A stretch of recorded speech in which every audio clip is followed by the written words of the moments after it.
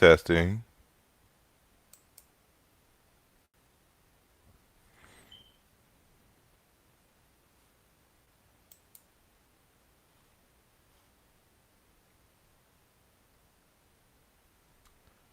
Testing, testing.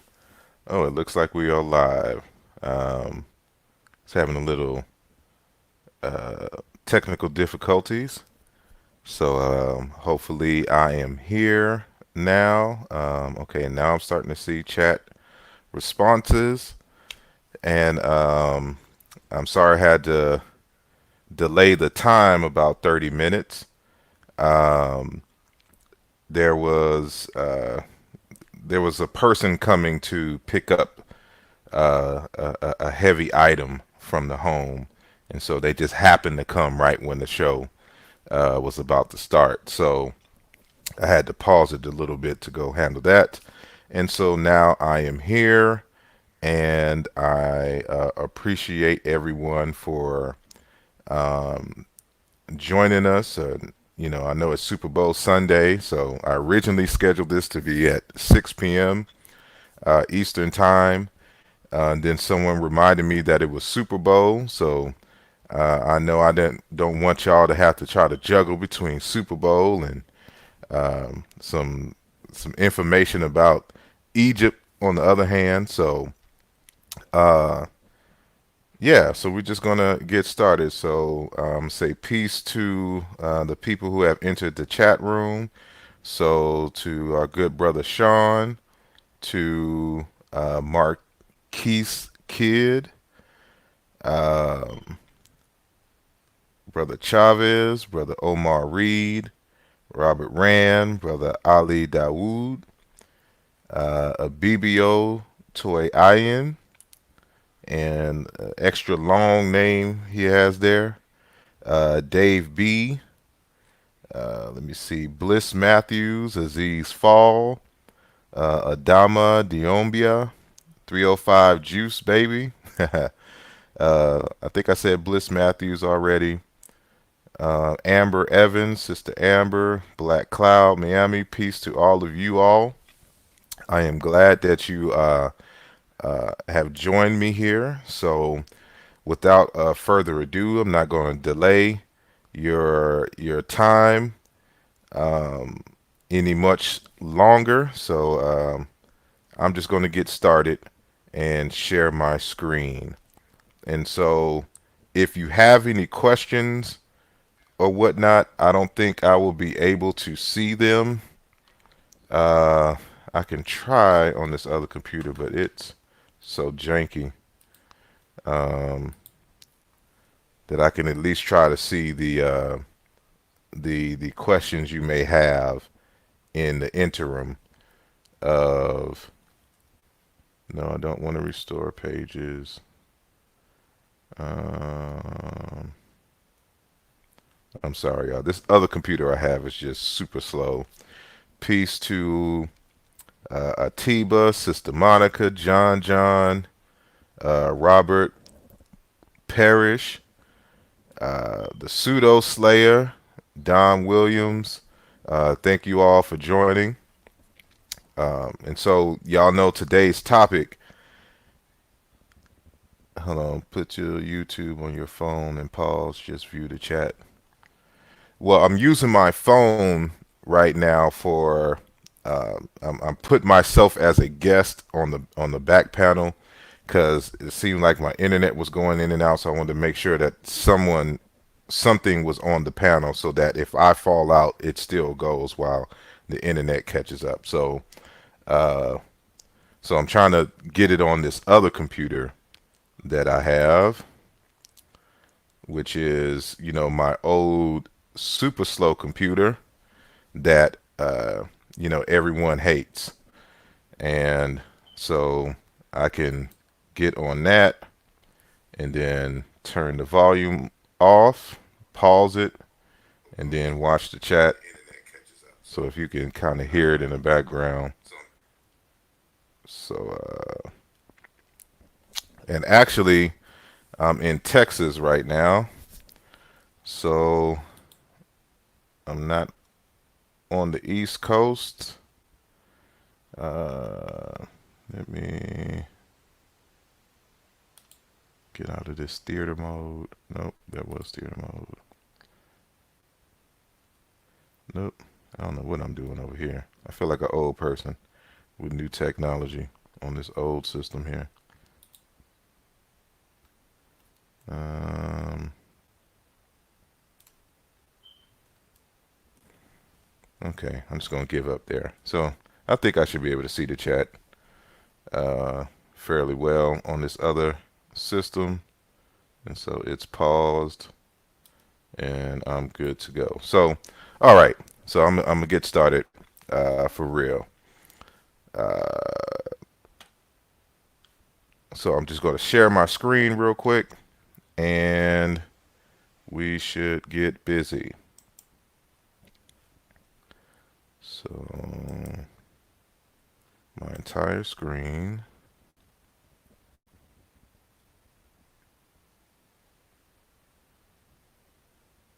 And let me get out of there.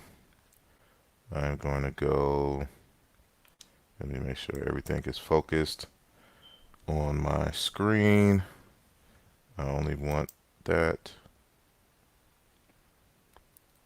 just a singular, not my BB Holiday family. I just want to see when I do share if it is the single screen. So hold on 1 second.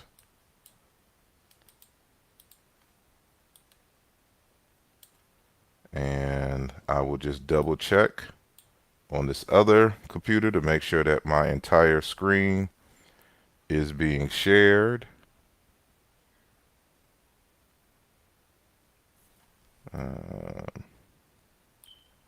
Let me know if y'all can see in the chat if my screen is being shared.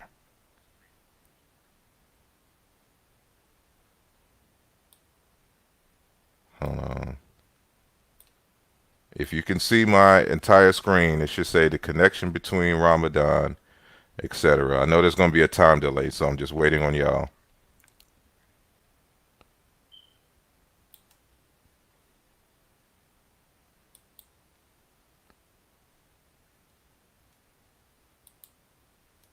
Testing, testing. I don't see it. Yes, it is. Cool beans. All right, I will get started over here. Let me just. Okay, so let me get into full mode here. So today's topic is called the connection between Ramadan and the sun god Ra. Now, y'all know I primarily deal with some linguistic connections.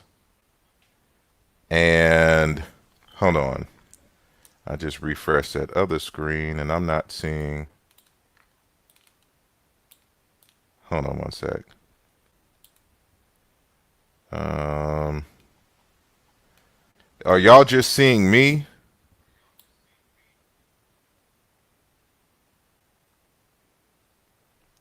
Okay.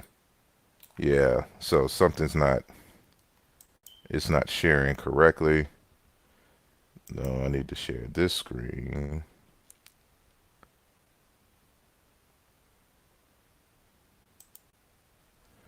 Okay. The screen that should be shared, you should see like the first page of a PowerPoint. So when y'all are able to see that, please let me know.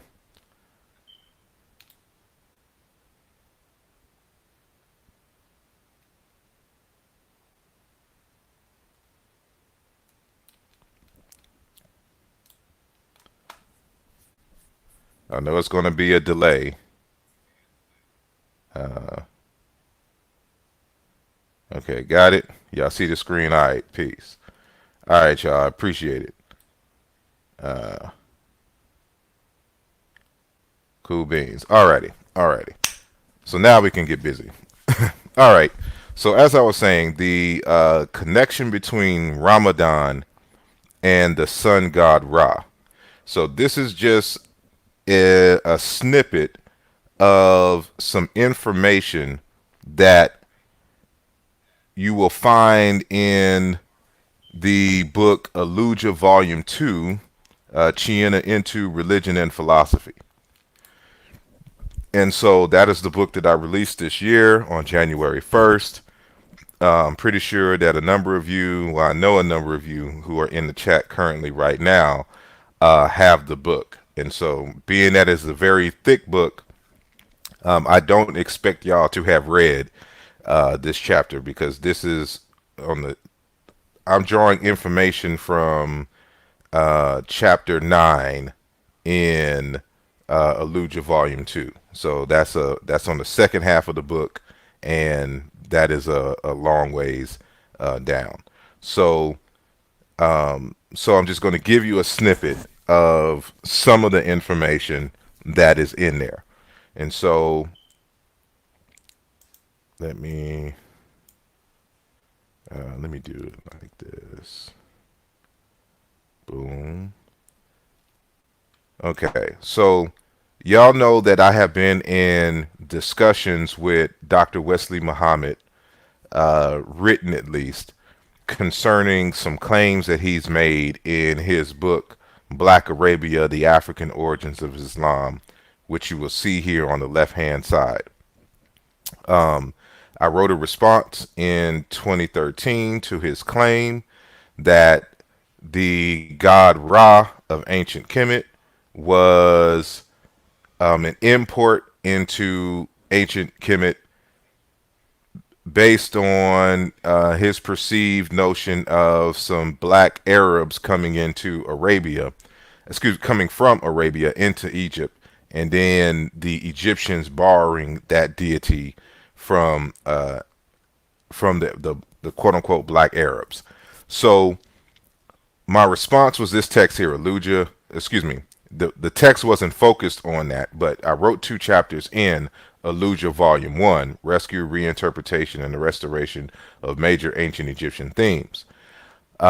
He had read the text and wrote a response called Ra is Allah, Why Asar Imhotep is Wrong. And in this, remember his initial argument was that Ra was an import, and it was the Proto-Semitic El, which is pronounced Allah in the Arabic tongue, that the Egyptians borrowed that and it became a major deity, a major concept in the ancient Egyptian pantheon. I argued in Aaluja Volume 2, Aaluja Volume 1, that it is more than likely that they are cognates, and that we have to do some tests to see if that is in fact the case. I brought a number of scenarios to the argument that we would have to do. So in Raz Allah, Wesley Muhammad responds and says that he no longer believes that Ra is an import into ancient Kemet via the black Semites who settled or interacted in there, but now that they are in fact cognates. And so he's saying that Ra and Allah derive from the same pre-dialectical parent.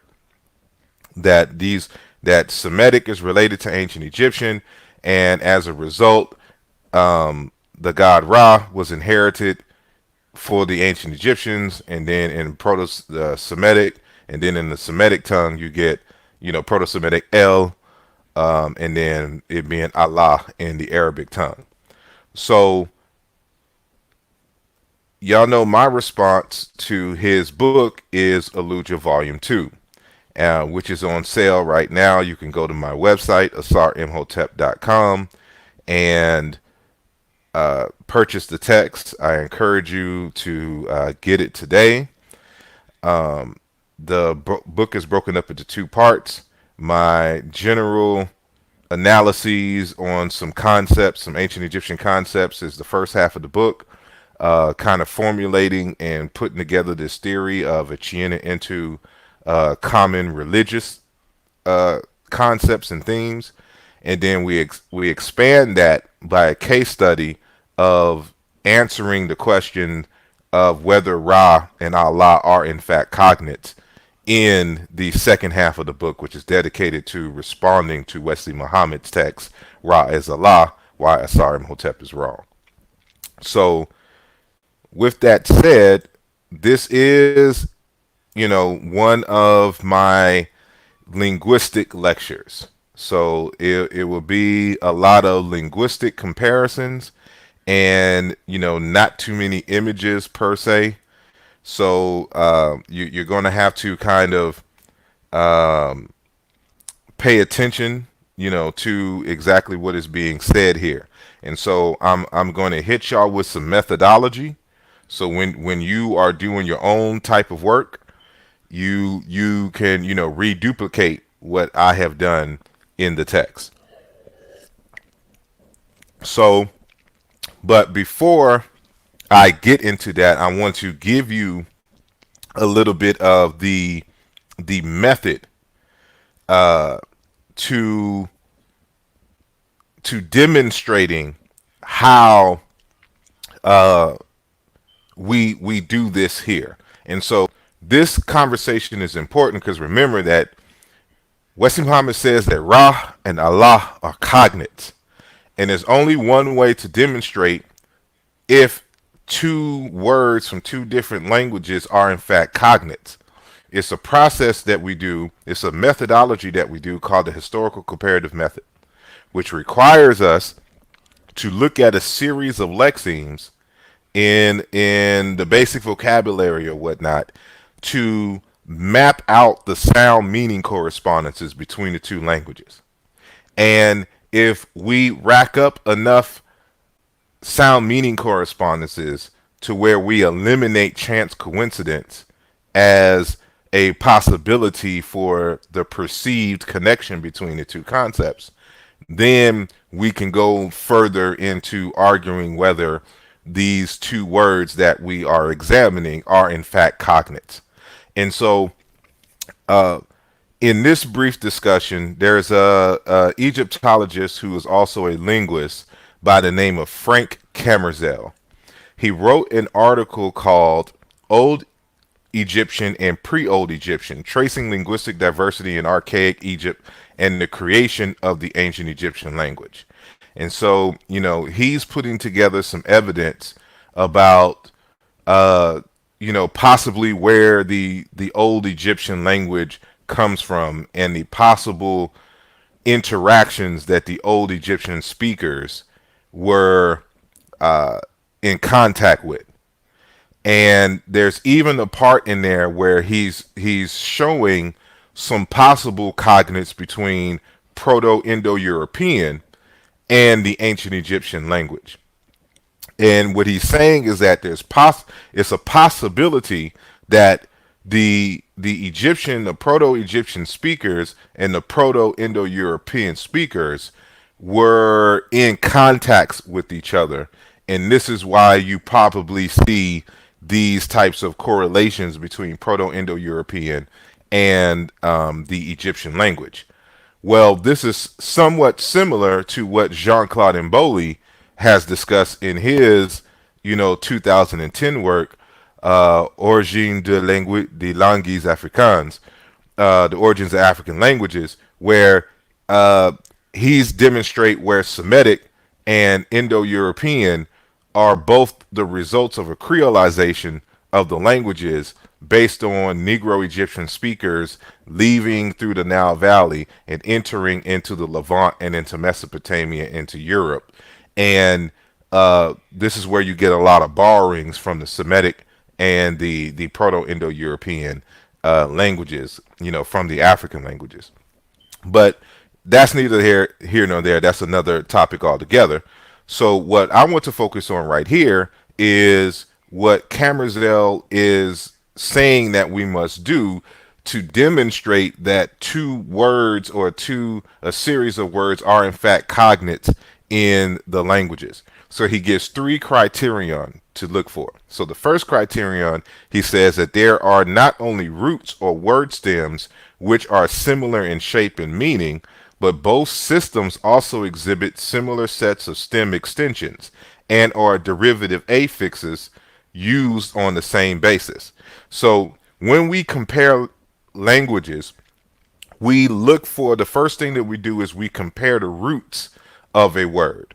So, like for example, if I say the word speaker, the word speaker is a root, a verb meaning to speak, and then you have a suffix which is an agent suffix in English.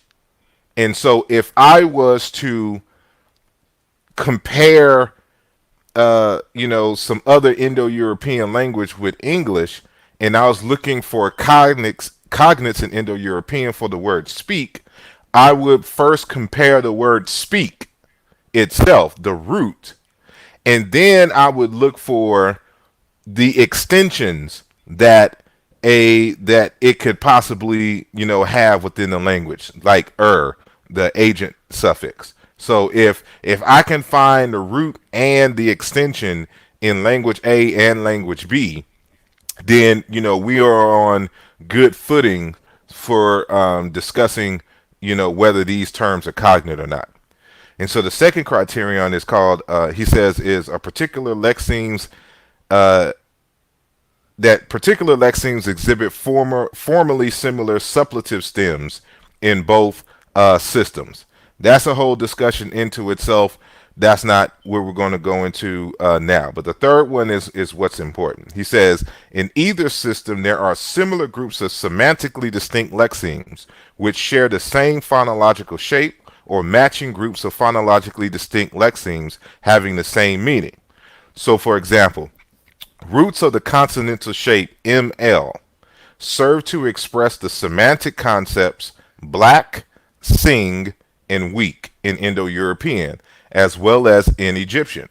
Since there are no apparent universal conceptual resemblances between black, sing, and weak, the probability that the two distinct languages denote these meanings by means of the same root independently from each other is extremely small. So in other words, one of the first things we look for are the consonants to match the consonants in language A and language B. And so in this instance, we have in Indo-European and Egyptian, there's a consonantal sequence, M, and then the lateral L. And so there's three separate words in both languages that mean black, sing, and weak. Because those three concepts are not connected semantically or conceptually, it would be very hard to argue that language B has the ML consonant sequence meaning black, sing, and weak, just like language A, and that it be a coincidence. Like something else is going on here. Either language B borrowed from language A all three of these words, which is highly unlikely, or that they probably derive from the same parent language. So that's what he's saying here. So as an example, if y'all have seen me share this probably 100 times, if I'm looking at Proto-Bantu and I'm looking at Sumerian and I'm looking at Egyptian, which I call Chicam, in Proto-Bantu, we have an MN consonant sequence. And so the first root being stone, the second root being to shine is missing the second syllable, or the second consonant in the sequence. We have MN press, to squeeze. We have moni, pull out, come out. Men, bend. This is a partial reduplication. It's supposed to be men, to pour off. And then me, do, which is the second syllable has itself been dropped as well. So the likelihood that you will find two other languages that match this sequence with these different words that have nothing to do with each other. Shining and splendor doesn't have anything to do with a stone or to press or squeeze, et cetera, or to pour off or do. These don't correlate with each other semantically.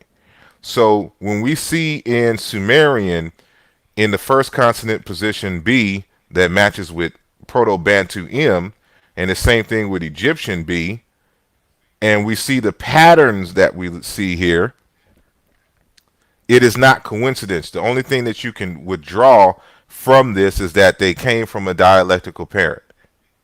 But there's other tests to make sure that that is the case. But this is the first, hypothesis based upon this, what you see right here. So it is this type of sequencing. We're always looking for the patterns. Because if Sumerian and Egyptian were not related to Proto-Bantu, it would be impossible for us, by way of, what do you call it, chance coincidence, that you would find these correspondences between the two languages. So we see that the N in the second consonant position, which I have highlighted in red, matches Sumerian L and R in the second consonant position.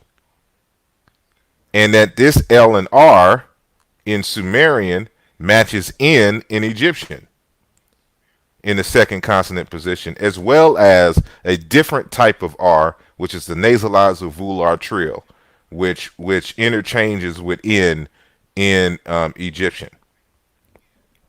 And so it's a pattern that you see here. And so I don't want to dwell on this too much right here. Just to give you a kind of an overview that will help you.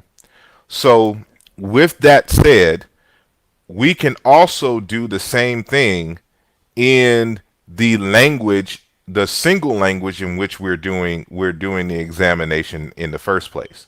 So what we're going to do in answering this question on what is the cognate in, for example, in Arabic with the word Ra, we have to look at some internal things as well in the language of Egyptian.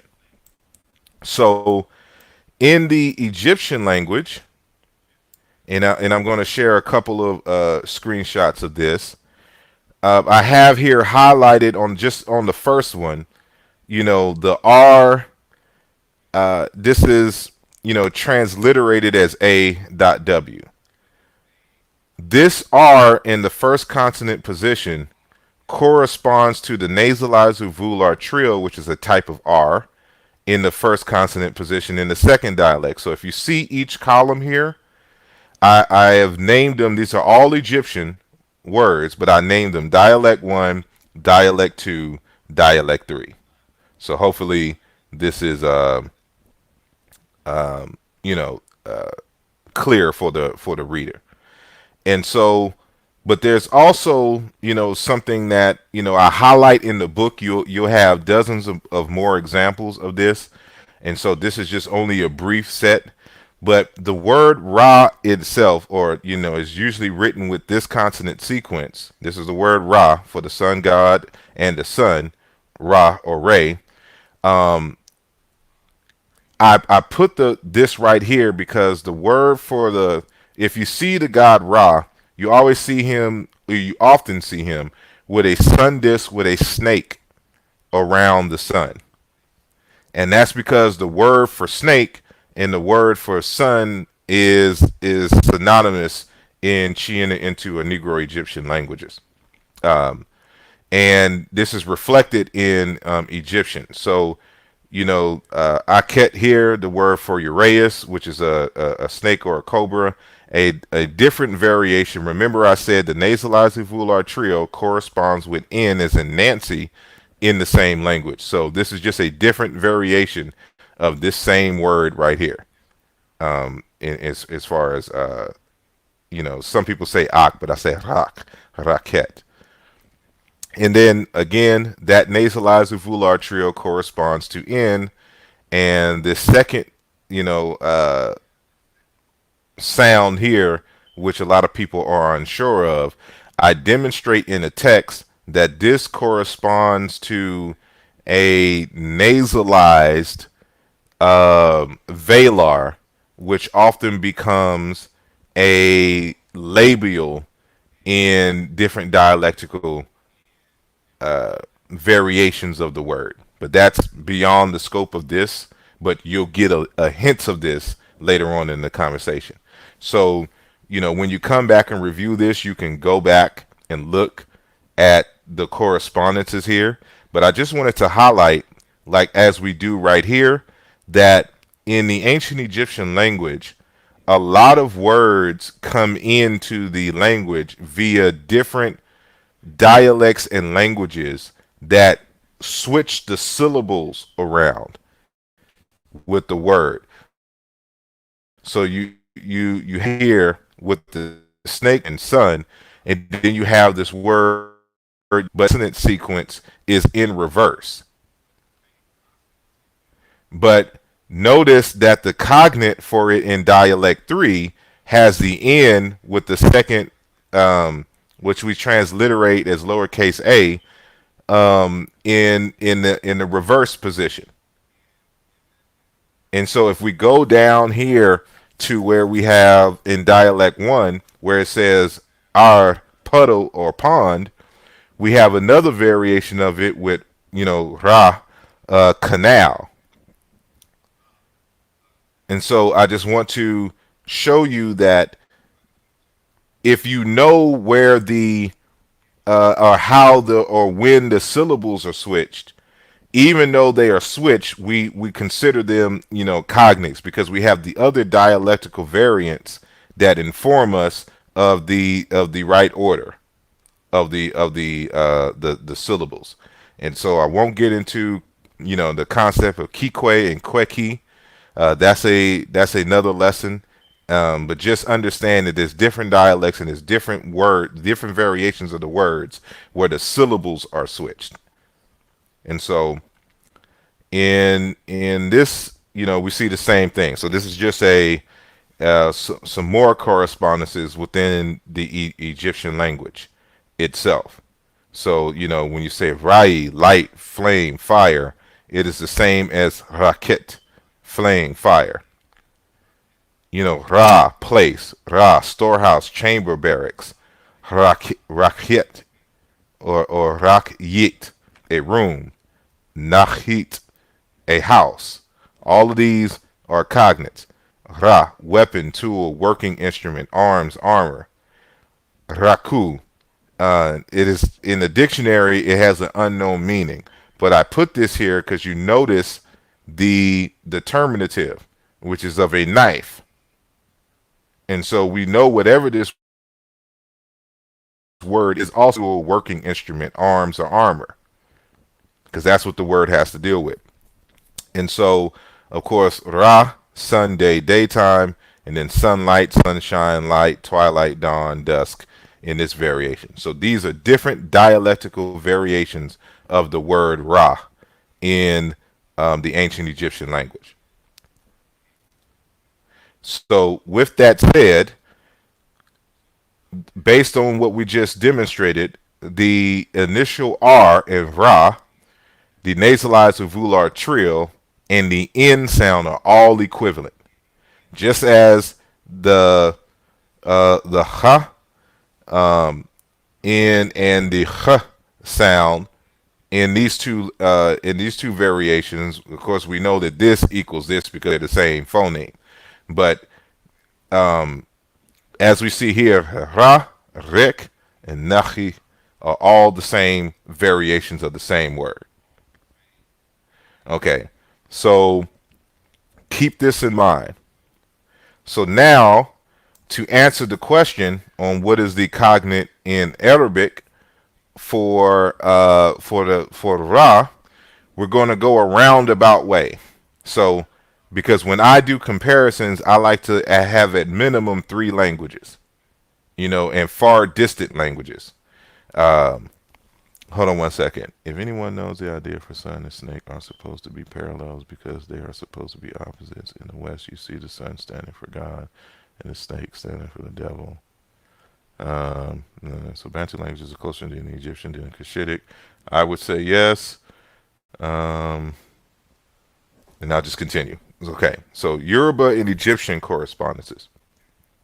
So before, and this again, I go a roundabout way in demonstrating this, and I provide a plethora more examples in the actual book.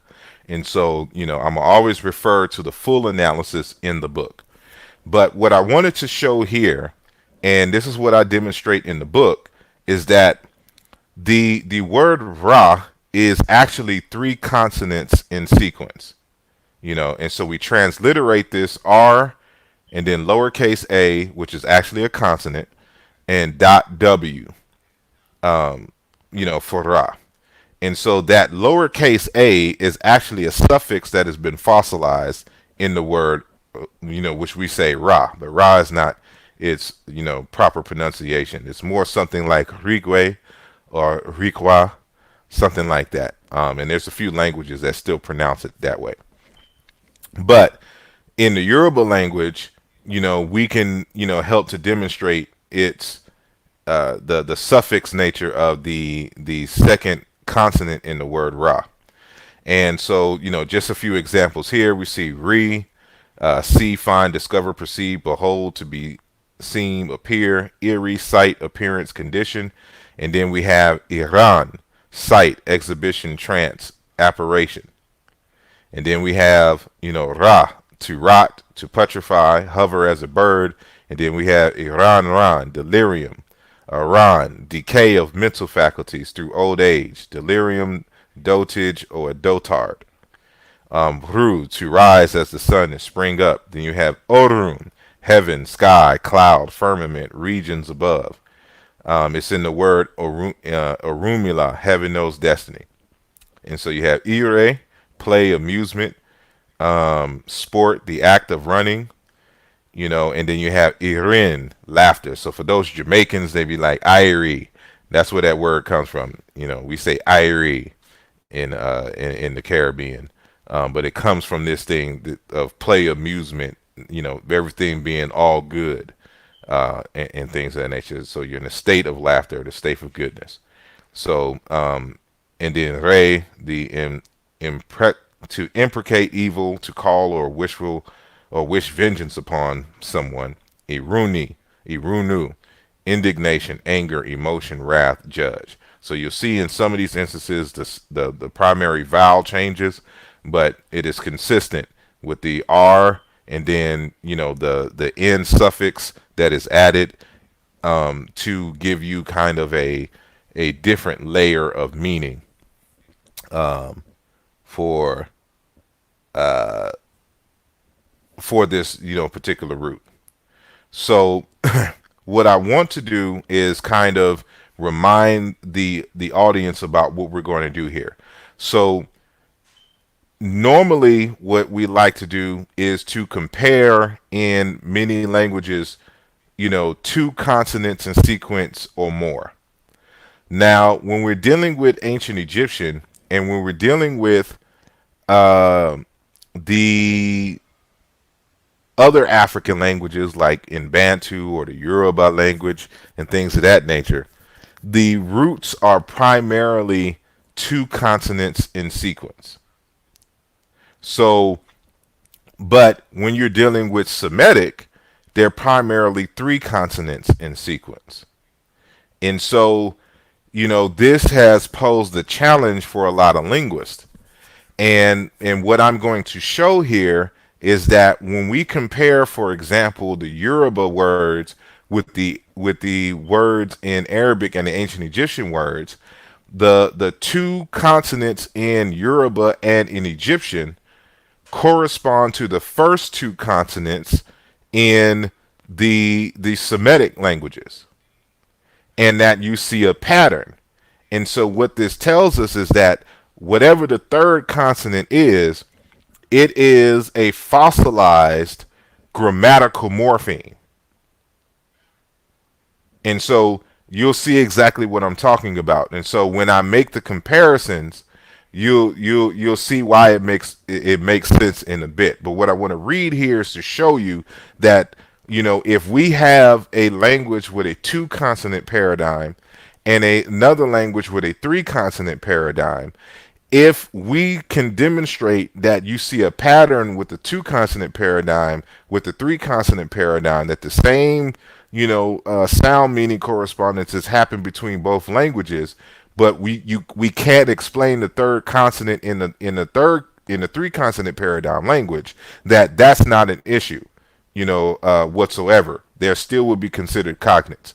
So this is from an article called, titled, I should say, Comparative Chadic, Phonology and Lexicon by Newman and Ma.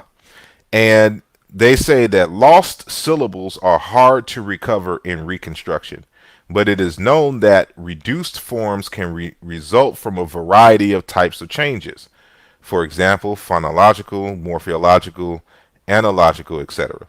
In the case where a Plateau Sahel form of, and Plateau Sahel is a type of Chadic language, for example, has two consonants, and the Biu Mandara has three, and the two consonants which they have in common correspond with each other, then we feel justified in considering the forms cognate, even though we cannot at present account for the loss or addition of the third consonant. So, we're kind of doing some preemptive stuff here for anyone who's familiar with linguistics and would try to challenge what we're doing here as a particular methodology. And so this is common, and I cite more even in the actual book. So with that, we're going to move on.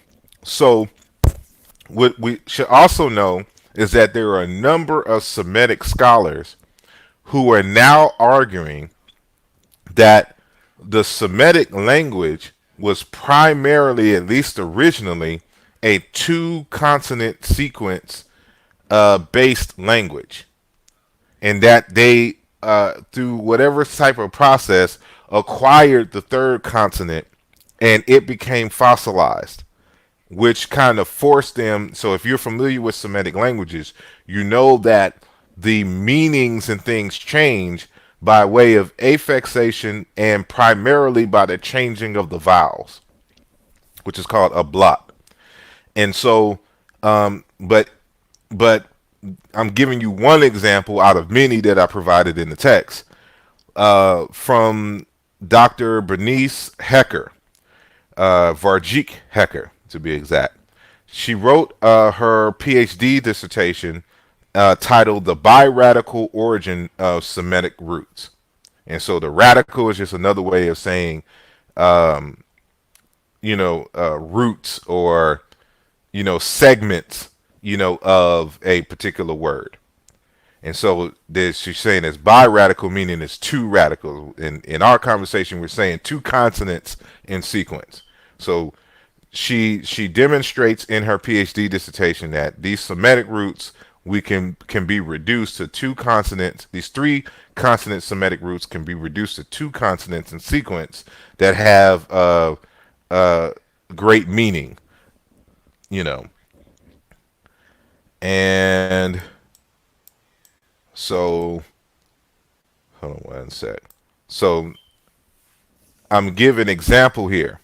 So she labels, a number of roots. So if you look at this table that I put here, we have Semitic root, Hebrew, Arabic, Egyptian, and Yoruba. So Hecker, is arguing that there exists an RM, biradical two consonant sequent root, and that root stands for high place, high stature, and haughty. Then she provides, she actually gives a number of Semitic languages, but I'm just going to cite examples from Hebrew and Arabic in our examples as a result of, for the sake of time here. So to help the listener and the reader out here, I have highlighted in red the root that is being argued here. So if we go into Hebrew, we see this is a glottal stop sign here. So it's Arman, citadel, or room, haughtiness, height, Ramah, high place, Ramut, lofty stature, Ramon, be exalted, Truma, I should have highlighted that in red, an offering for sacrifice, Ra'am, to rise, then Ramah, a heap. And so there's an underlying in all these different variations of this word, of these words here.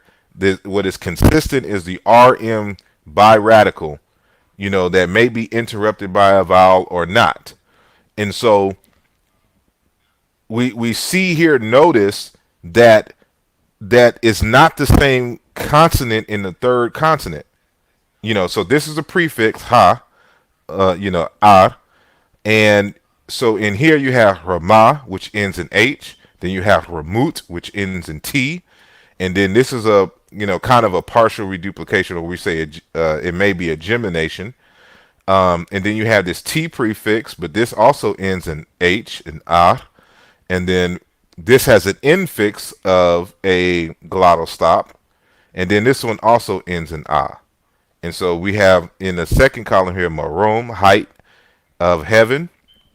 And then Mandiak, Rauma, heavens. And then in Arabic, you have Rayama, exceed, and then Rayim, superiority, surplus. So the underlying theme in Semitic is this notion of haughtiness, high stature, exaltation, etc., etc. Well, this also exists in Egyptian and in Yoruba. So in Yoruba, we'll go to the last column. We have Orun, up, above. It also exists in Sumerian, Urun, to be exalted, to be strong. And then in Egyptian, we have elevated and prominent. So remember that the R in Egyptian corresponds to the R in Yoruba, and the ah, which is actually a chi, this sign here corresponds to the N in Yoruba. So the syllables are reversed here, but these are still cognates, as we demonstrated with the in the earlier examples. So when you talk about Orun in the Yoruba language, like when you say the word Orun Mila, it's the word for heaven is up. It's cognate with this variation here. And so we can see this even here. So it's even in the Greek language, Oranos, heaven. And so we see in this other example here with the same, just a different word. So we have another RM consonant sequence, and the underlying semanteme is throw, to cast, to use a spear. And so remember, this first column here is Hebrew, this is Arabic, the third column here, the fourth column is Egyptian, and the fifth column is the Yoruba language.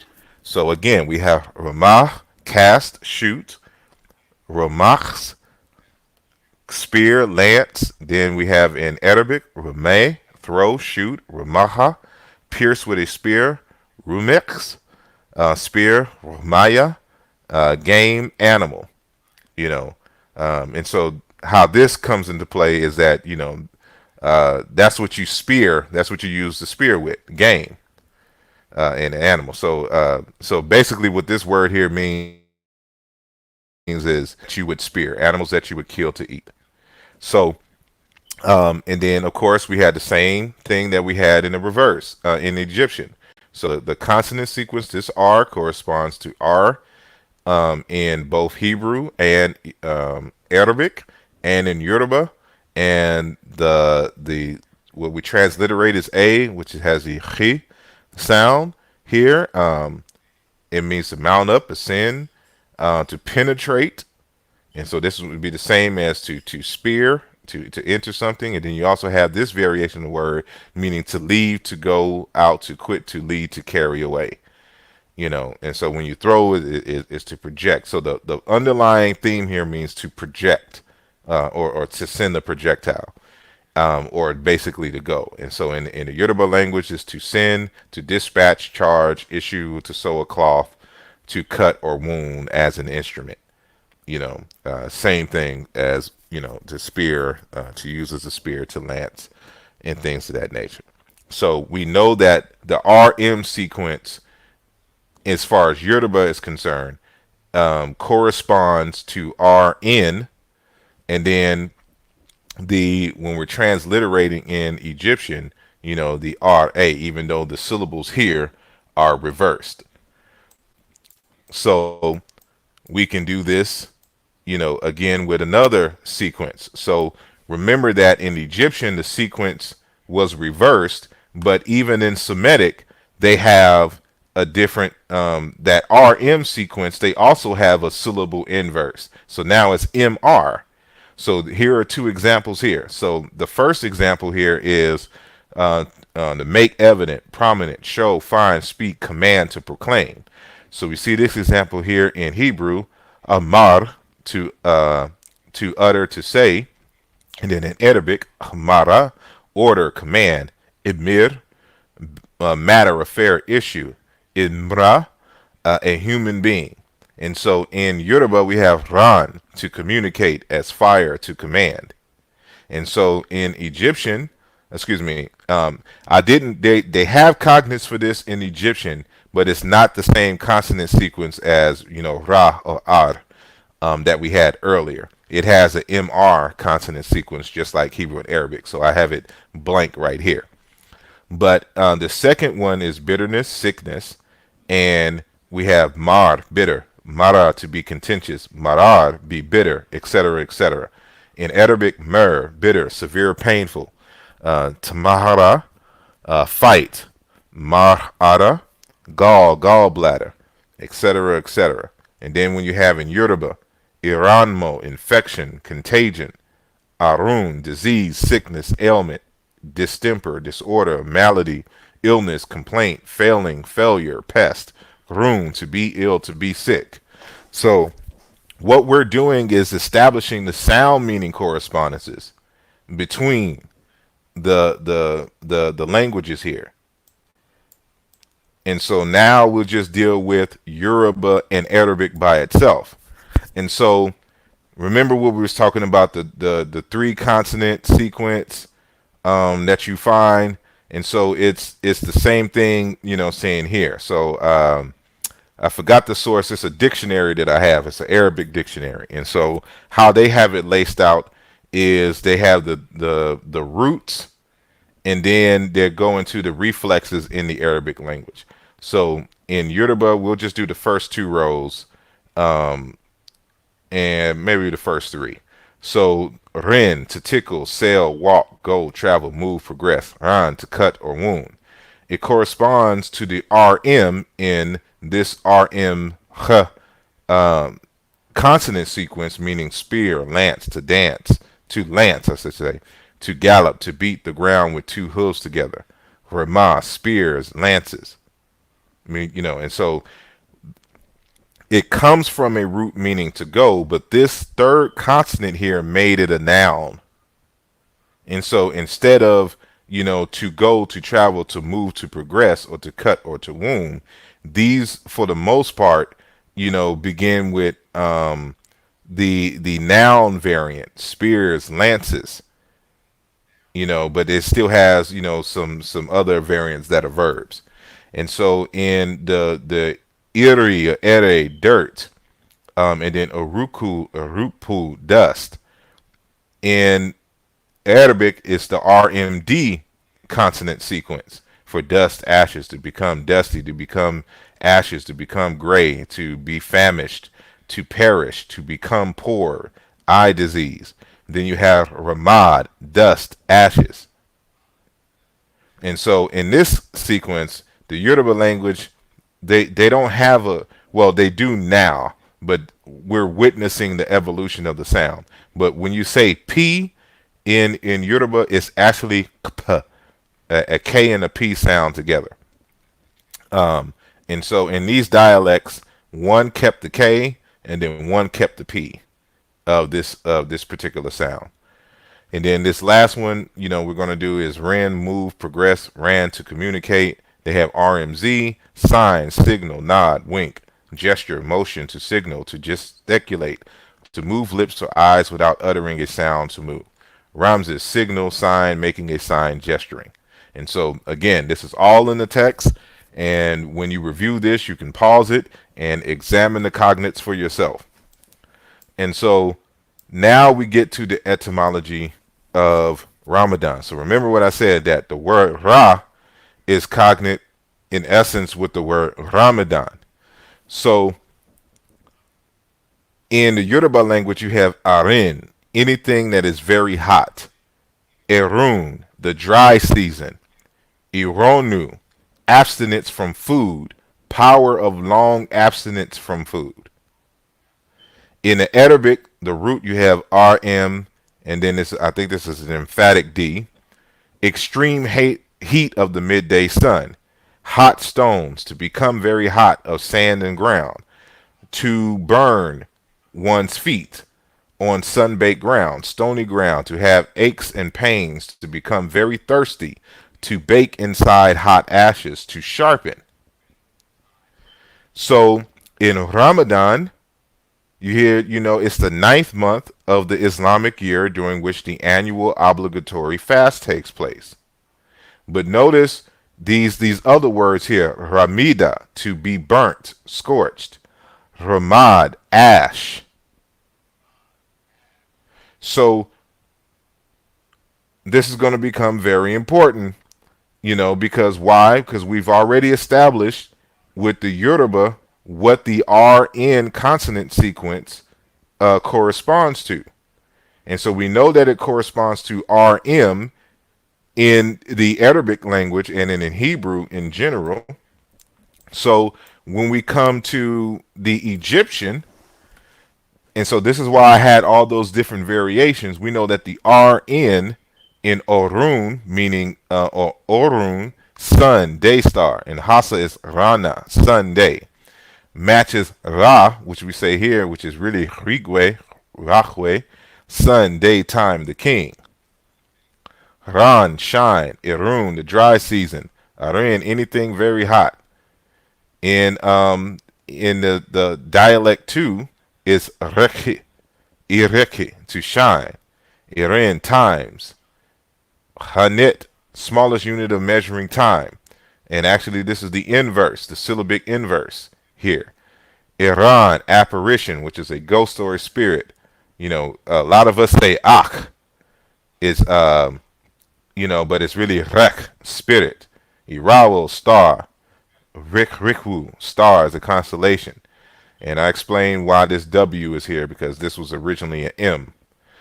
Ran, to spin, twist a cord or line. So now you see that it's in the same consonant sequence. So R corresponds to this N, and then this N in Yoruba corresponds to this H sound right here, to twist a rope. But notice in the next variation, Ran, to sew cloth, Iran, sewing seam, the syllable is reversed again. Mended, matting, and then ar, basket. And so, we got to be cognizant of these things. But in other words, the word Orun, Sunday, is cognate with the word Ra, but it's also, Orun is a variation of this word here, Ran, to shine, and then Erun, dry season, and Arin, anything very hot. So there's an underlying theme of heat, of light, to shine, and dryness for this RN consonant sequence. And it's the same thing in ancient Kemet. And so if we go back, it's basically kind of the same things that you see here in Remed in as far as this Arabic root, and then you see these reflexes here. The only thing is, it didn't translate in Semitic as an actual word for sun or to shine. It's just mainly on the heat aspect of it all.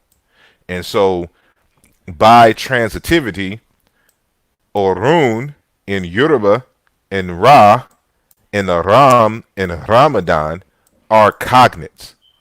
And so this helps to demonstrate further why you cannot argue that Allah and Ra are cognates, because the correspondences in the language, for example, of Arabic and Egyptian, does not match the consonant sequence that would give us, El, Allah, or Eloha, etc., etc.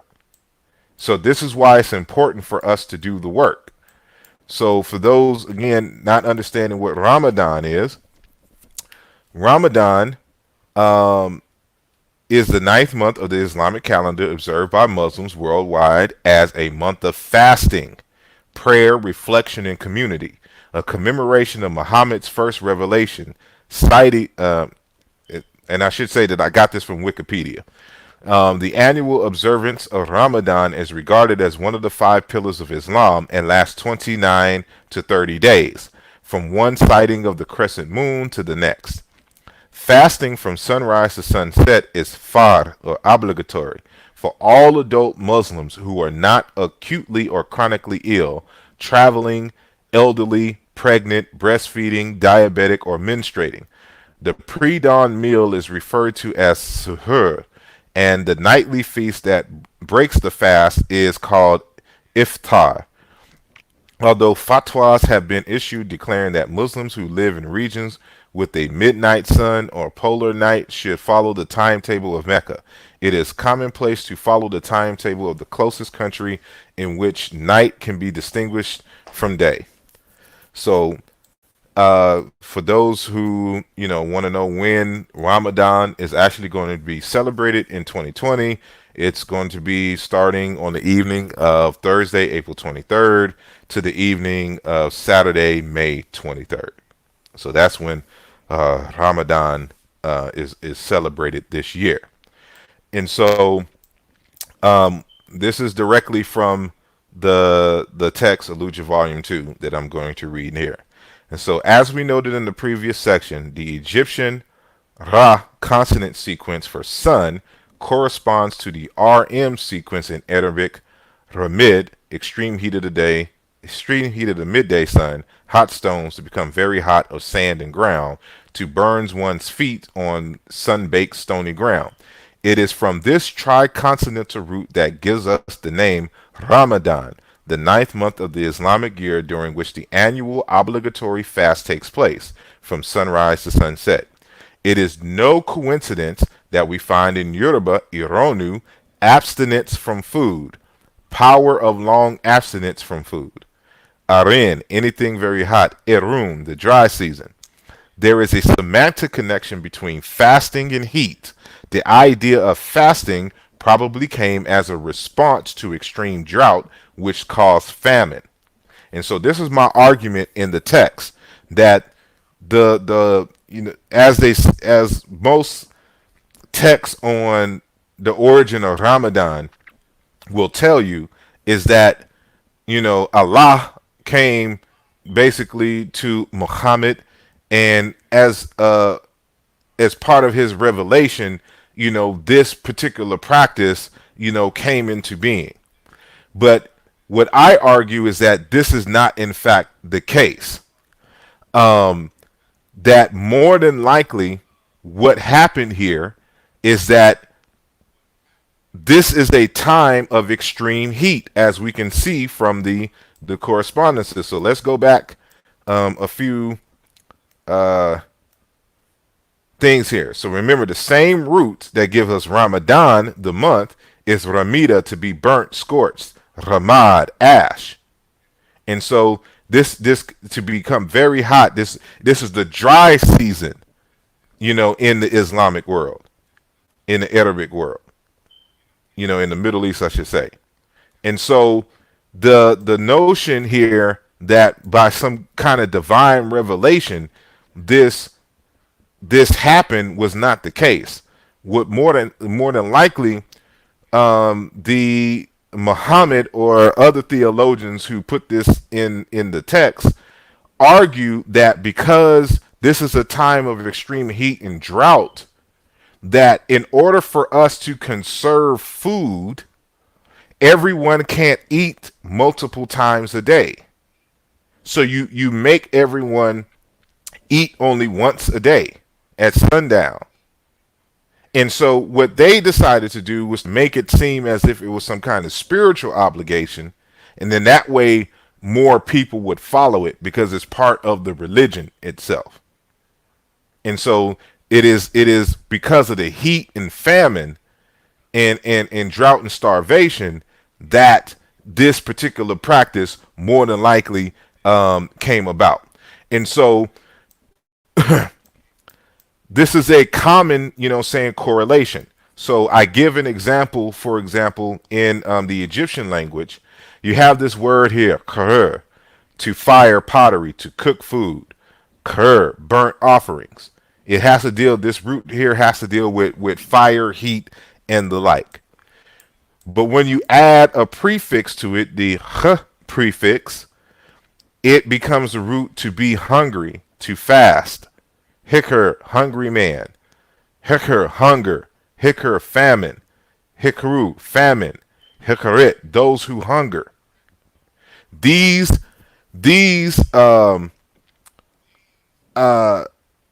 correlations or semantics, help to demonstrate that in fact, there is a correlation between heat, of course, dry heat, drought, and everything, and famine. And so, this is present in a number of languages, which I give examples. And to show, because I always got to show my work, to show that this is built on this heker, to be hungry and everything, is built on the her root. We have other examples where you can see the same thing in the language of ancient Egyptian. So you have Ker, storm snake, and then Heker, serpent goddess. Then Her, a boat. Kwer, barge, cargo boat, and then Heker, again, ferryman in the heavens. It's just like what you saw in the Ramadan. And so that D affix, gives us from a root meaning to burn, to scorch, to heat, dryness, etc., etc. It gave us a different layer of meaning. And you see the same thing happening in ancient Egyptian, as I've demonstrated, saying here. So I want to give you an example of, cultures making things religious to try to conserve food and things of this nature. And so we have an example among the collagen of something that is serious, that is similar to what we're arguing for amongst the early Arabs. And so we know that, in a desert place, like Mecca and in Palestine and all these different places, even in ancient Kemet, they were always prone to droughts and things of this nature. So they had to figure out ways to conserve food, and this is one of them. And so in Dr. Kipkowicz Rapsambu's PhD dissertation, Isis and Isis, Eastern Africa's collagen people and their pharaonic origin legend, a comparative study. It is from his PhD thesis that he wrote his other two books. Is Isis, which is the first one I think that came out in like 2009, and there was another one that came out in 2011. That is the linguistic argument for the collagen, being derived from the ancient Egyptians that are in scattered places in like the Congo, in Kenya, Uganda, the Sudan, and then in the western part of Ethiopia that you can find this group from. They migrated from ancient Kemet. And so on page 469 of his dissertation, he gives an example, and I'm going to cite two paragraphs from his text. So the first one is kind of giving us an introduction to this. So I should state that this is the section of his PhD dissertation where he's talking about ma'at and ma'at obligations, and he's giving a rundown of the the the philosophy and the inner logic of the totem system in Africa and what totems really mean and what they stand for. And so in this part, he's talking about the how certain certain totem animals are sanctified in a way that certain people will not eat those animals. And then there's another aspect of the scenario which we'll get into in terms of the second paragraph from another page. So he says, one possible cause of this extreme reverence of totems in the African propensity to mystify things. Excuse me. Let me reread. Slow it down and read it again. One possible cause of this extreme reverence of totems is the African propensity to mystify things.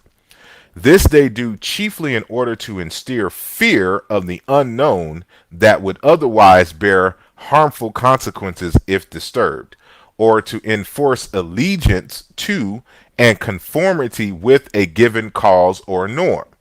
So as I said, you'll find this all throughout history, just human history, when governments and polities in the ancient world wanted to ensure that people adhered to certain behavioral norms, they would argue that the practice was given by spirit or God directly.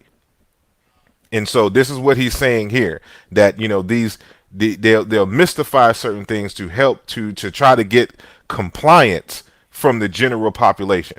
And so I'll continue from here. Instead of preaching day in and day out, for instance, about the need to preserve certain endangered or otherwise predisposed species of animals, they allocate it to a section of the community as an identification totem. The individuals from such a section would have to thenceforth inextricably link the welfare and fortunes of the designated totem animal with their ancestral spirits as well as with their own fortunes.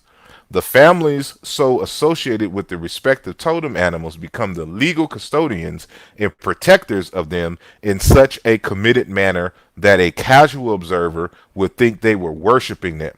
So this helps to argue against, people think that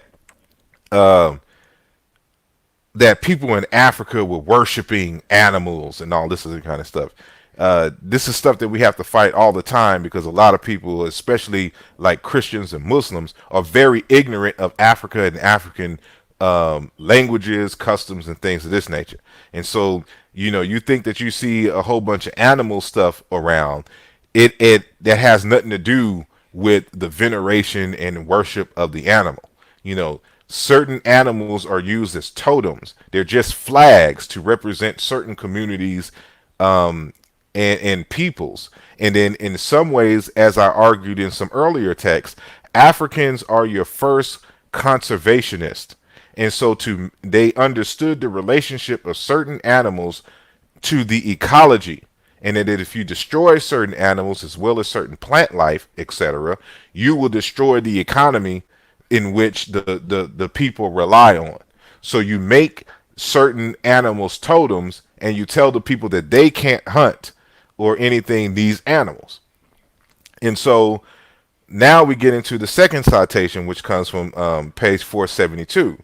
So what do you do when the animal is a common animal that people eat? So there's a different way in which, certain people handle this particular situation.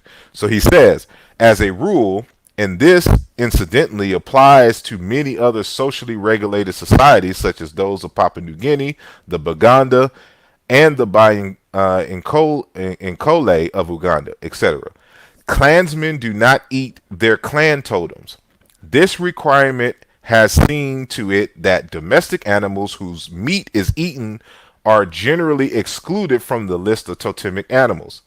Exceptions that are common among the Kintu-speaking nations of Uganda, Rwanda, Burundi, and probably elsewhere within the Great Lakes neighborhood, where domestic animals feature in the list of totems, have put in place a piece of ingenuity to skirt around the difficulty and avoid starving the totem's members.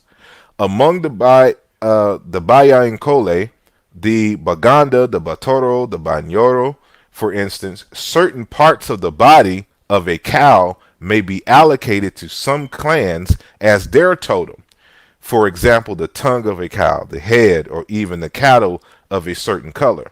The members of such clans may not eat the part of the animal that is their totem, but they may eat other parts so that they do not starve for a lack of meat. Those clans whose totem is the red cow, for example, may not eat meat from a cow of that color, and the restriction extends to the animal of this color only, but they are free to partake of the meat from cows of different colors. So if you understand what is being read here, I'm just giving you another example of how communities regulate and make sure that everyone eats. They'll they make it part of the spiritual tradition. And so they're saying that you can't, in this particular instance, you can't eat a certain animal if you belong to this clan. But if you belong to another clan and that is not your totem animal, you can eat of it. And then in some instances, it's only certain parts of the animal. So say we have clan A, clan B, and clan C. Clan A, their totem of a cow, for example, is the head and the front legs, right? Clan B, their totem is the center of the cow. And in Clan C, their totem is the back of the cow and the back legs. So if you're in Clan A, you can only eat the front part, but you can't, just get rid of the whole cow, just slice off the cow, the front part, and then just throw away the rest of the part. You give the other half to members who belong to the other clan, who that's their totem, or that I should say, if you're Clan A and the front part is your totem, you can only eat part of the middle or the back. And so you give the front part to the clan Clan B, who their totem is the middle of the cow, which they can't eat. So you give them the front of the cow. So this is how you distribute and make sure that everyone eats. And so this is what I'm arguing is what is done in with the beginnings of Ramadan. Now, of course, you're going to have practitioners who are going to swear up and down that this is based on spirit and revelation. But if you do enough of these studies, that one is made up, but it comes from a sincere place, because in the ancient days, people wouldn't comply to things unless they believe that it comes directly from God or spirit or someone high up and holy that is connected to God in spirit. And so this is what you see all over the world, and this was done in ancient Kemet and in other parts of Africa and the world itself. And so in closing, just wanted to reiterate that Ra is not cognate with Allah, but it is cognate with the Ram or Rama in Ramadan. And we just demonstrated that via the comparative method, in our linguistic analysis. And so Ramadan is not personified as a deity or anything to that nature. So the correlation is only linguistic. So while it was personified and deified in ancient Kemet, this word was not personified and deified in amongst the Semitic speakers and amongst the Arabs, but the word is still there. So we're arguing again. We're trying to discover what is the true cognates for Ra and Allah in various languages. And so this is part of the discussion in Aaluja Volume 2. So when you get Aaluja Volume 2, again, it is a very thick book. It's 560-something pages. So when, it's a lot that is covered there. There's a lot of tests that I did to answer these questions. Everything is fully sourced and cited. One of the things that I also argued, I demonstrated by way of the comparative method is that Ra is cognate with Ogun in amongst the Yoruba, and as well as internally with Sekhmet in the ancient Egyptian, pantheon or languages and whatnot. So you can, I'll be talking about the different dialects and languages and things that were present in ancient Kemet. And so, you see on the African side, they revere these concepts, they personify them for pedagogical purposes, and to so that the underlying values stay present in the minds of the people. So, with that said, this ends the presentation. And so I will now go back to and stop sharing the screen and come back um, to my bad. I'm just pressing stuff here and go back to my screen here. There we go. And so if anyone has any questions or comments, I will have to kind of scroll up because I wasn't paying attention. So give me a second here. Um, um, Let me go up just a little bit or more. Uh, this ain't the 80s. Y'all having a whole different conversation up there. The Dolphins, don't care about the Dolphins. So, and Usere asks, is the MR consonant sequence, is the sesh related to the MER comparisons you're making? If you can ask that question in a different way, so I can, be clear on your question if you're still listening in there. But as I stated, the MR consonant sequence that you saw on the side of the Semitic as the Semitic root, as argued by Dr. Hecker, there are MR and BR consonant sequence cognates for those words in particular in ancient Kemet. And so I didn't put them up there because we're only concerned with the consonants as the transliteration as R, lowercase a, or its inverse, lowercase a, R. And so that's why I was focused on that. So there's no P in Arabic. Exactly. The word Ra is its attribution to the god Ra also. The word Ra is its attribution to the god Ra also. Brother Hassan, if you can please restate your question. The two burnings, Ramadan, Chris Withers, the an at the end is not a dual here. He says, I know, false dual is to emphasize how hot. Ra is not Allah, as Dr. Wesley Muhammad states. And you are wrong in the conclusion that it is connected to drought. Um,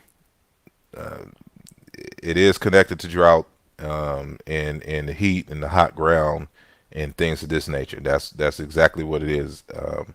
And we have the other languages to demonstrate that when you have the same root for heat and famine and abstaining from food and things of this nature, it's also present in the Yoruba language as such. And so this is how we prove that this is the case in the languages. And so there was no historical drought at the time. This has nothing to do with necessarily having a big historical drought. It's always dry in the hottest months there. This is why you have a month-long thing. Is a lot of stuff isn't growing. A lot of stuff isn't available at this time. So this is why you do this, to preserve the food during your hottest months. And there were several, droughts all throughout. So we can even go into the different regions and know the droughts. And so there's several books I can talk about how the climate change in these areas affected the political situations all throughout history at this particular time, even going into the early days of ancient Egypt. And so these droughts that were happening because of volcanic eruptions, because of the monsoons no longer coming up to the front, it caused a lot of havoc in the region, to where the it certain communities no longer existed. Uh, and I'll do a separate video and conversation on that as well, to demonstrate and show that it was a lot going on, and it's all as a result of climate change. So when you start talking about the Hyksos invasions, you start talking about the Sea Peoples invasions, the falls of the Hittites, and all of this other kind of stuff going into the later parts, all of that is a result of climate change. And so that's another conversation in itself. So let me see, where is the evidence for your claim? That's any, I don't know what claim. I don't know if you're talking to someone in particular. I was waiting on. Ramadan was an ancient Arabic month named after the heat of the summer. Its significance in Islam is because the first revelation came down in that month. It is related to fasting 2 years later. Again, this is one, because a lot of that stuff didn't happen in the first place. There's no revelation or any of that. But that's the common narrative that you'll see. And so again, once it's connected to people who have a religious outlook, they will always give you the religious explanation instead of the reality human explanation. So, Jalbino, so your research leads you to construct most doctrinal religions' teachings came about to urge compliance to some material necessity. No, I don't argue that the religions itself, the certain practices. What I was demonstrating is that there are common practices by world religious leaders in the beginnings of a community and people, that in many respects some of these ideas that are, or restrictions, were based on a common human need. And if you like what I was reading from Dr. Sambu, and I can provide source after source on this. You want the populace to comply, saying, to the social norms. And so for African people especially, and just ancient folks in general, you're talking to places that didn't have jails, that didn't have active police forces and things of this nature. You had to rely on the community to comply to the social norms. And so the belief from the common person is that spirit in God is objective, that they're not subject to human emotions and bias and things of this nature. So if these guys who started these spiritual, religious, saying movements or whatnot to get people to comply, you make the argument that God revealed this to me, and I'm somehow special, and I give you this code. And now, so in order to get the Israelites, for example, to have some kind of ethics and morale, the story was made up that Moses went up to a mountain and got the commandments directly from God. He got this revelation. He saw him. God wrote down the commandments to him. He memorized them. And then he came down on the mountain, seeing the people was worshiping an Egyptian goddess, the Hathor cow. He destroys the tablets on the ground, etc., etc. We know the story. It all is the same thing. We can go into the Ifa system. All of the ethics and everything come from directly from Urumila. And this is what the Ifa oracle says that we should do at this time and this time. It's ubiquitous across the world. That's just how they do it. And so, only later when people really start questioning and having more scientific minds and critical and logical minds, do these ideas are challenged. But religious folks still believe that it's because of these revelations that these mandates came directly from spirit or came directly from God, when they came directly from a person, or a group of people who is trying to maintain order in a community. And so we have to keep that in mind. Um, uh, all nations of the world have totems, even the Arabs. Okay, people had droughts all the time. It doesn't have to be a major drought. It's you have droughts all the time. It's just especially in those regions, which is why everybody was moving, which is why most of those folks in those regions were nomads, because you couldn't farm consistently in certain places. Um, Okay, so now Jehuti asks about Hassan. What's your source for fasting coming 2 years later? Go read. Now Hassan responds, go read Sa'ir ibn Hisham in any book of Tariq history, Mr. Khalfani. Okay, thanks. Black Lion, check that email I just sent you and tell me the time on the email. Da da da da da. There's no historical Mana is an agriculture region. It's not as hot as Mecca. Fasting began in Medina, not Mecca. You're reaching Asar. No, I'm not. The language helps to demonstrate this because a lot of these practices could have been done prior to the so-called revelation of Muhammad. I get that I was talking to Hassan Asar about the. Okay. So basically, this is claiming that ancient Egyptian language and Semitic languages have a similar origin. Um, it's not that they have a similar origin in the academic sense. And so what we argue is that the Semitic language is the result of a phenomenon we call convergence, and that there are a number of populations that have always, as far as based on human migrations is concerned, have always lived in the Levant and in Arabia and things of this nature. There was in the fourth millennium BCE, fourth or fifth millennium BCE, a group of Africans speaking Negro Egyptian or China Intu languages migrated, probably as a result of drought in Kemet or whatnot. Well, we know as a result of droughts because this was the time of the drying of the Sahara. So they came through, the Sahara into the Nile Valley, and some came as directly in North Africa, migrated into the Middle East. And, for a long period of time, these people have been interacting, marrying, intermarrying with each other, and things of this nature, and sharing a language.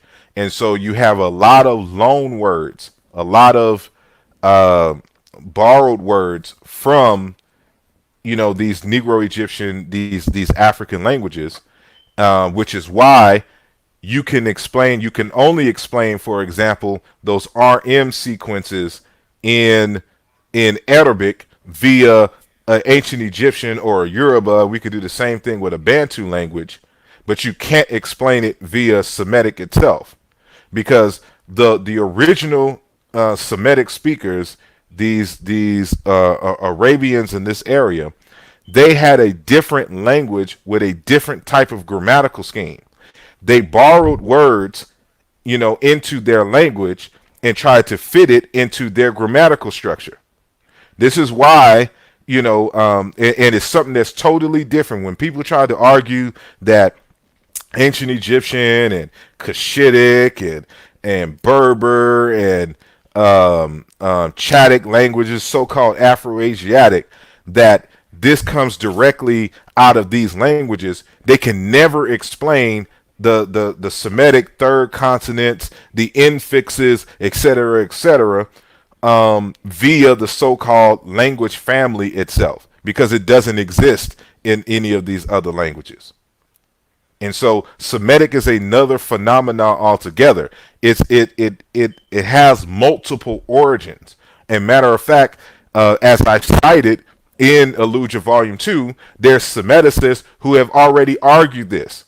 And I cite in the text the polygenesis of the Semitic languages. And so there is not directly inherited in the same way that we would argue in a linguistic sense that these terms, came directly from a pre-dialectical parent. There is no pre-dialectical parent of Semitic. Proto-Semitic is its own creation based on a creolization of different languages and groups that merged together and then spread out, saying a little later. So all of that is discussed, in the text. And so, um, hold on one sec. Uh, FYI, the Seer, and the Hadith have reliability issues. Just thought I thought, yeah, we know that. These folks are trying to interpret stuff from years later. These folks, and that's why certain people don't pay attention to the Hadiths, because they're not uh, they're not history. They're not exact history. They're just interpretations of certain things that come years later. So basically, this claiming so peace of soul, peace, Kent Brown. Um, okay, I don't see any. June Money missed the last half hour because you had a phone call. That's why we got it all recorded, you know. And so, if there's no other questions, let me see. Hold on one sec. Uh, Asara, do you believe in divination of Ife? Where do these answers come from?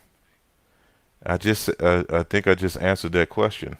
The people claim that the answers via divination in Ifa, which I think you're trying to say, uh, comes from Orunmila, and so matter of fact, Ifa itself is the deity, that communicates with Orunmila. Um, So the related etymological correspondences was on point. I agree that Ra's not Allah according to Dr. Muhammad, but the Ramadan conclusion is off. That's something you can fight. The linguistic evidence and everything says otherwise. Um, but if there's any questions from the uh, audience, I would like to send a donation in appreciation for the info. Do you have Super Chat active? I just signed up for Patreon, so I don't know how to make the Super Chat and all of that just yet. But if you want to make a donation or something to this nature, you can send something directly to Cash App, I guess. And that's just the dollar sign is, Cash App. But yeah, so I'm trying to familiarize myself with uh, the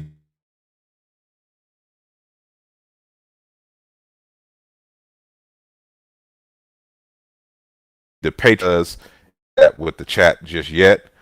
And so, but that'll be coming in the near future.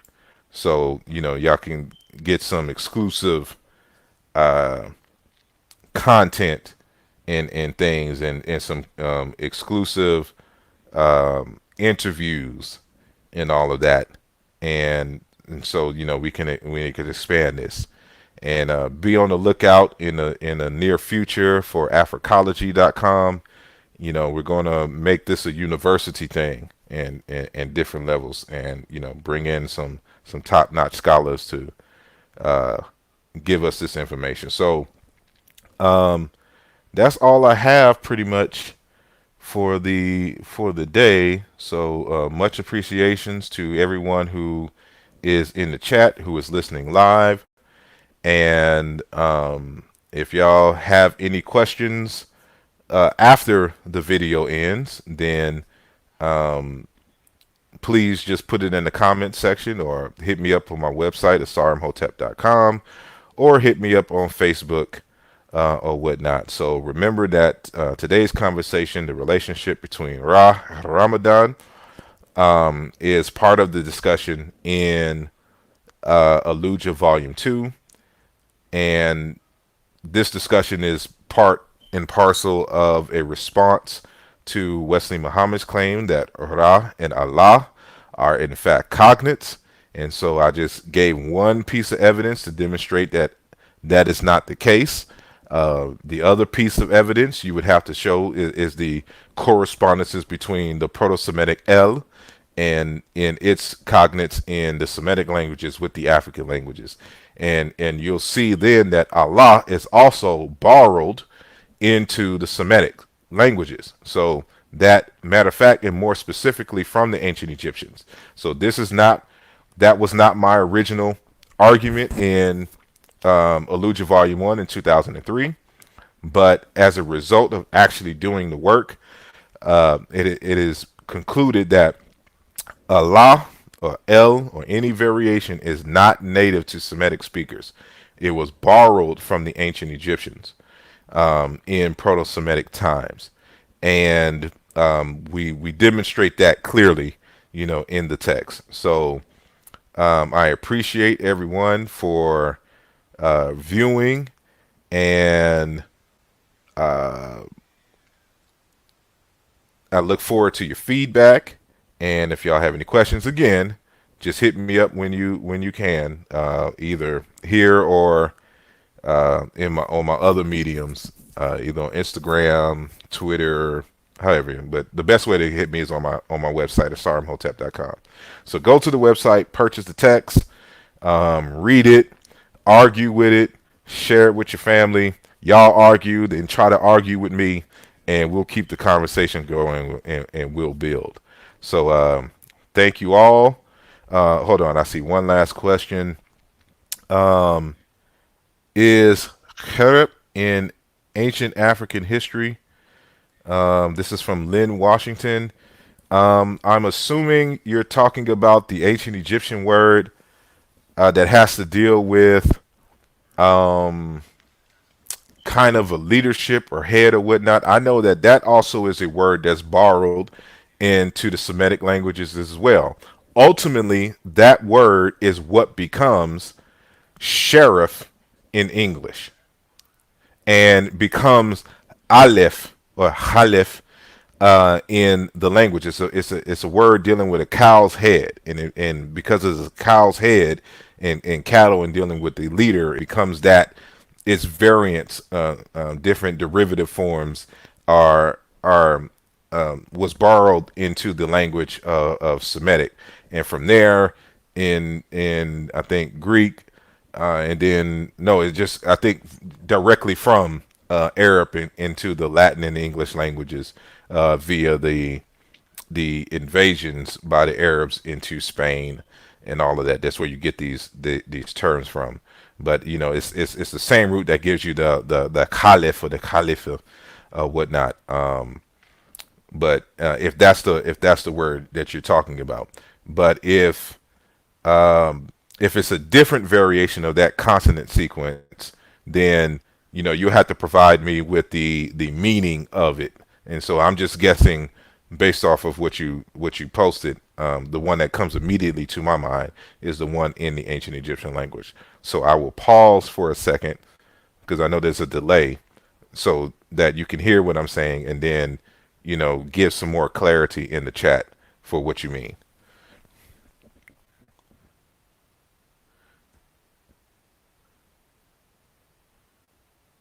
Um, so you're going to get some heat for this one.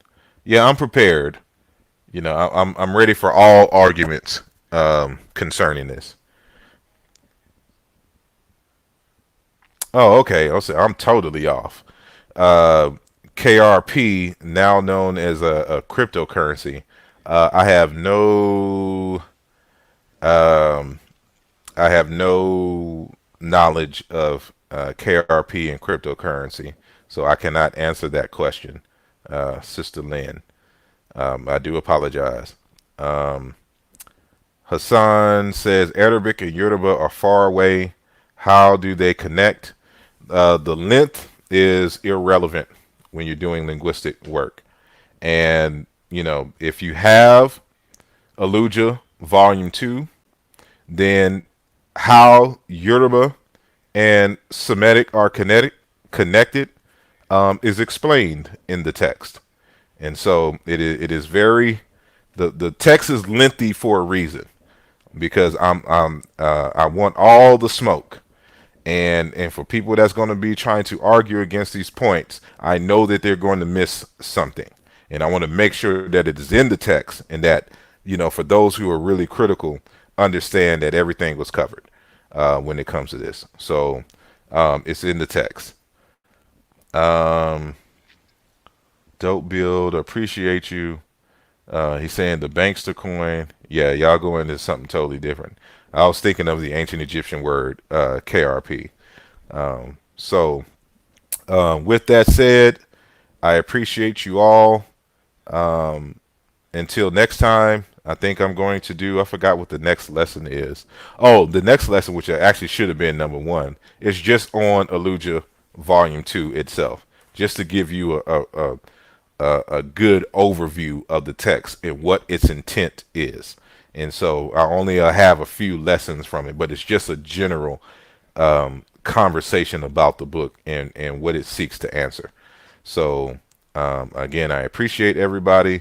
So I am going to sign off and not take any more of your time. So salute. Talk to y'all later. All right, peace.